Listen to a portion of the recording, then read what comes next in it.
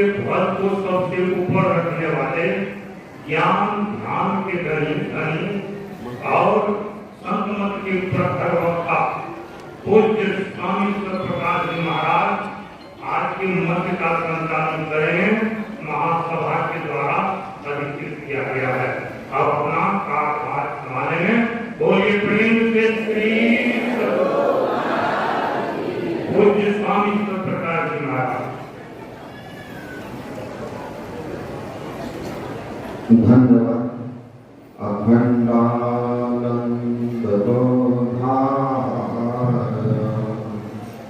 शिष्य संताप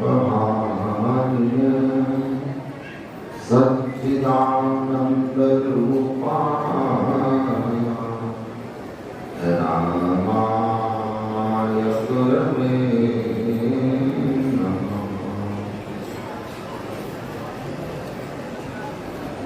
इस पावन गुरु पूर्णिमा के अवसर पर परमाराध्य संत सद्गुरु महाराज के पावन पाद पद्मों में कोटि कोटि नमन।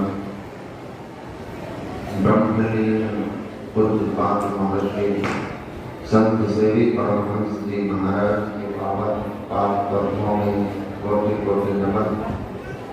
स्वनिवास में विराजमान संत मत के वर्तमान आचार्य सादगी और शालीनता के प्रतिमूर्ति महर्षि श्री हरिनंदन परमहंस जी महाराज के पावन पाद पद्मों में नमन। समस्त जनों एवं मंच पर विराजमान सभी बुद्ध जनों के पावन पाद पद्मों में नमन है। सज्जनों, आज आषाढ़ पूर्णिमा है जिसको व्यास पूर्णिमा भी कहते हैं और आज हम लोग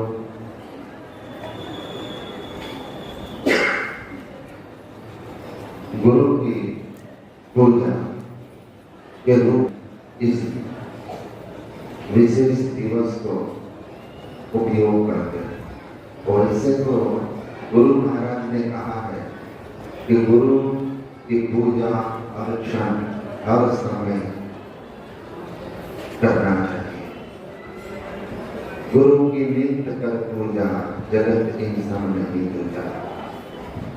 फिर ये विशेष क्यों है? आषाढ़ पूर्णिमा, व्यास पूर्णिमा गुरु पूजा के लिए विशेष क्यों है?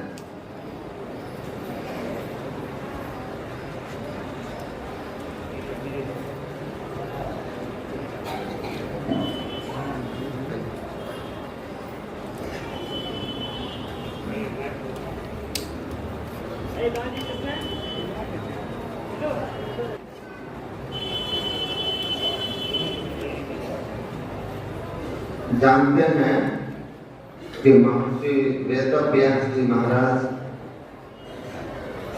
का आज यह जन्म दिवस भी है, जयंती भी है। और उन्होंने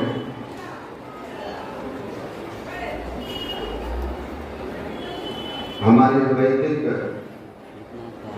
ग्रंथों के वेदों के विभाग करने वाले उनकी रचना करने के कारण वेद व्यास कहलाए, जबकि पहले उनका नाम कृष्ण द्वैपायन था। महर्षि पराशर के पुत्र थे। मत्स्यगंधा से उनकी माता थी। उनका इतना ऋण है हम लोगों के ऊपर कि हमारा समस्त वैदिक साहित्य, चारों वेद के संकलन, इसके साथ साथ महाभारत की रचना के साथ साथ महाभारत में अध्यात्म की श्रेष्ठ जो अभिव्यक्ति है कृष्ण भगवान के उपदेश गीता के रूप में, वो गीता उन्हीं की देन। भागवत महापुराण समेत 18 पुराणों की रचना उनके द्वारा किया गया ऐसा कहा जाता है, माना जाता है।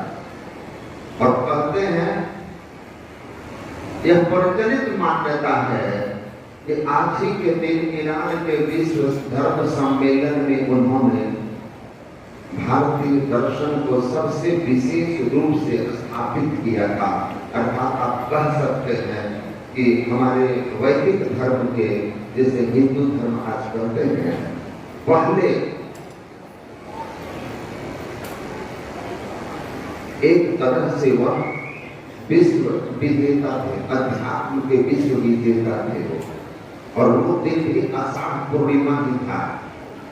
उनके शिष्यों ने उनकी पूजा, उनके जन्मदिन आषाढ़ पूर्णिमा को ही शुरू किया था। और तब से विभिन्न मत धर्म के लोग अपने अपने गुरु की पूजा आज आषाढ़ पूर्णिमा, व्यास पूर्णिमा के दिन करते हैं। गुरु की पूजा क्यों करनी चाहिए? गुरु की क्या महिमा है?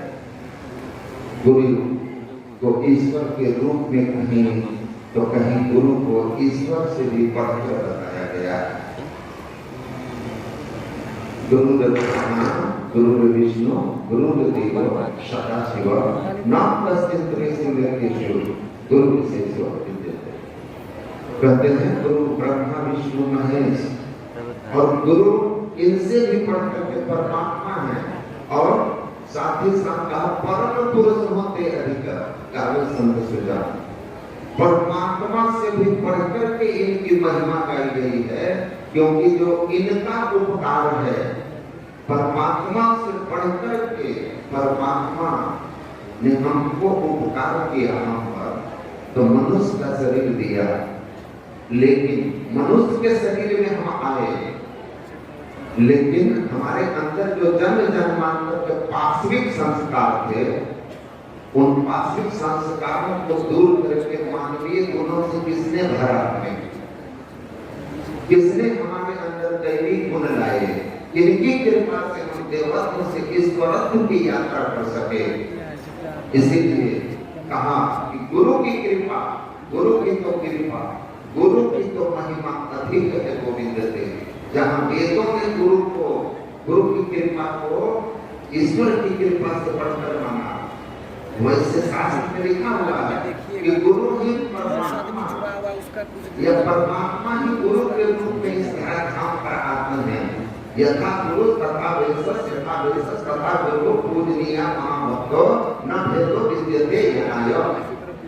गुरु और परमात्मा में कोई अंतर नहीं है। गुरु ही, परमात्मा ही जीव के उद्धार के लिए गुरु के रूप में अवतरित होते हैं। जीव हित आप ही आवे सुरत को आई तारा है।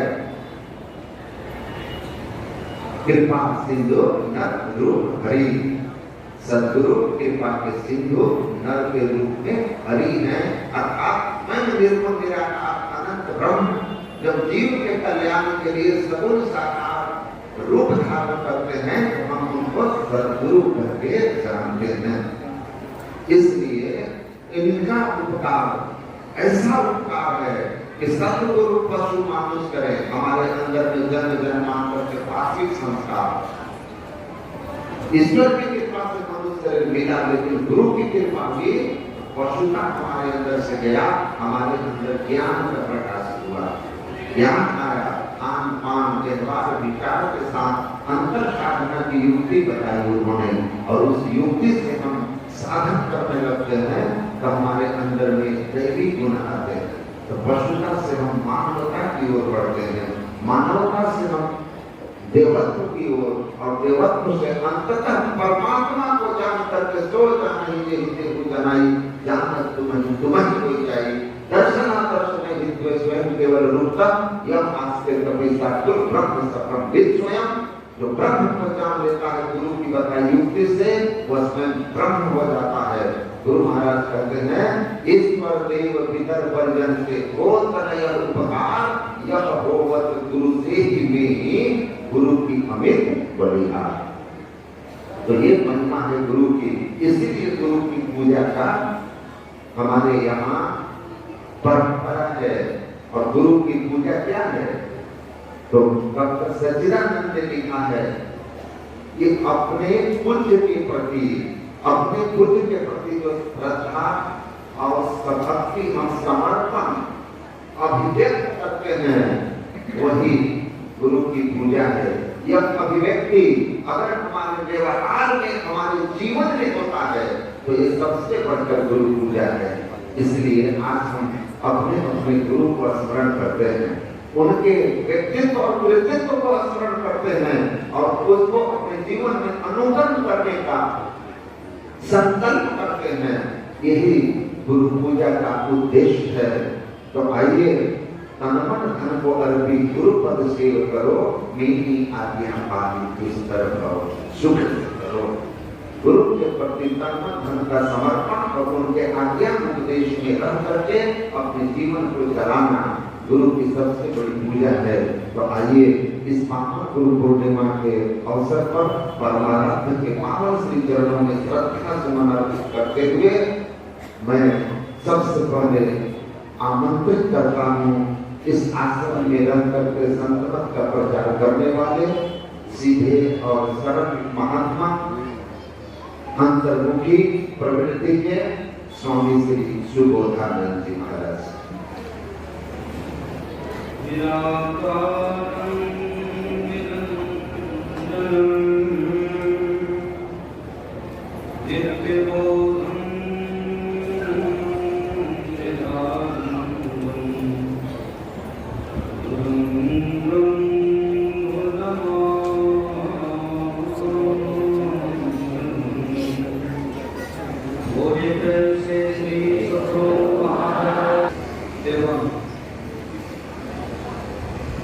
गुरु पूर्णिमा के पावन पर्व पर पधारे हुए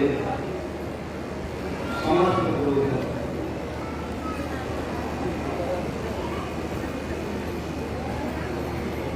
संसार में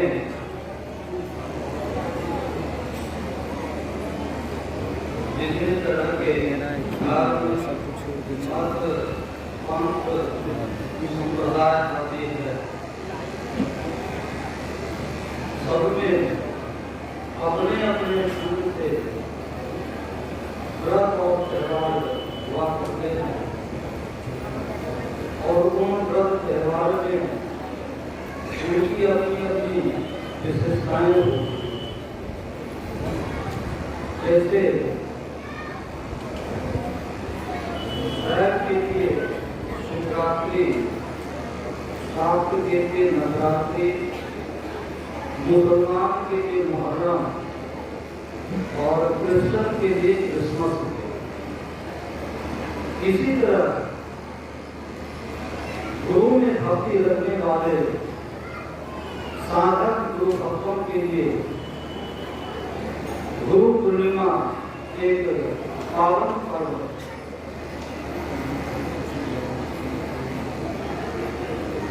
और गुरु की महिमा आज से नहीं बल्कि प्राचीन काल से चली आ रही, ये प्राचीन काल से चली आ रही है। जैसे सतयुग में राजा श्वेतकेतु ने वृषावत से ज्ञान प्राप्त किया, मैत्रेयी ने याज्ञवल्क्य से, भृगु ने वरुण से, नारद जी ने संकारिक ऋषि से, नचिकेता ने यम से, इंद्र ने प्रजापति से ज्ञान प्राप्त किया था। तो इस तरह गुरु शिष्य परंपरा की एक लंबी सूची प्राचीन काल से चलेगा। त्रेता युग में स्वयं भगवान श्री राम गुरु धारण किए, उनके गुरु वशिष्ठ जी थे और भगवान राम के शिष्य हनुमान और मतंग ऋषि ने सभी को आत्मज्ञान दिया। और द्वापर में भगवान श्री कृष्ण के गुरु संदीप और भगवान श्री कृष्ण ने अर्जुन को आत्मज्ञान दिया। और सबसे पहले यह ज्ञान भगवान श्री कृष्ण ने सूर्य को बताया, सूर्य ने मनु को बताया और मनु ने इक्ष्वाकु को बताया। तो इस तरह की परंपरा में यह ज्ञान बहुत दिनों तक और सभी युगों में जब गुरु हुए तो कलयुग में भी गौरपादाचार्य के शिष्य गोविंदाचार्य हुए और गोविंदाचार्य के शिष्य शंकराचार्य हुए, शंकराचार्य के शिष्य कृष्णाचार्य हुए। और नाम संप्रदाय में भी अगर देखते हैं तो वहां पर मत्स्येंद्र नाथ हुए और उनके शिष्य गोरखनाथ हुए, उनके शिष्य निवृत्ति नाथ हुए, उनके शिष्य ज्ञानदेव जी हुए और यानी साहब के शिष्य बुल्ला साहब हुए, बुल्ला साहब के शिष्य गुलाब साहब हुए, गुलाब साहब के शिष्य भिखा साहब हुए और भिखा साहब के शिष्य गोविंद साहब हुए और गोविंद साहब के शिष्य पट्टू साहब और तोतापुरी के शिष्य श्री रामकृष्ण परमहंस महाराज और उनके शिष्य स्वामी विवेकानंद जी। तो कहने का मतलब इस तरह से गुरु शिष्य का एक लंबी परंपरा चली आ रही है। तो वास्तव में गुरु कहते हैं किसको? गुरु शरीर को नहीं कहते बल्कि गुरु ज्ञान को कहते। संत कबीर साहब के वचन में आया, गुरु नाम है ज्ञान का, शिष्य सीखे सोए, ज्ञान मर्याद जाने बिना गुरु और शिष्य न। जो ज्ञानवान है, जो क्रियावान है, जो सुखाचारी है, जो ब्रह्मनिष्ठ है, वे गुरु कहा, इसे गुरु कहा। अगर मनुष्य शरीर विद्या और सद्गुरु से हम नहीं मिले, उनकी शरण में हम नहीं गए, उनके कथन के हमको आदर नहीं किए, तो कहा कि यह मनुष्य शरीर निरर्थक होता है। अगर मनुष्य शरीर पाकर के गुरु कृपा का पात्र बन गए, तो उद्धार हो जाए।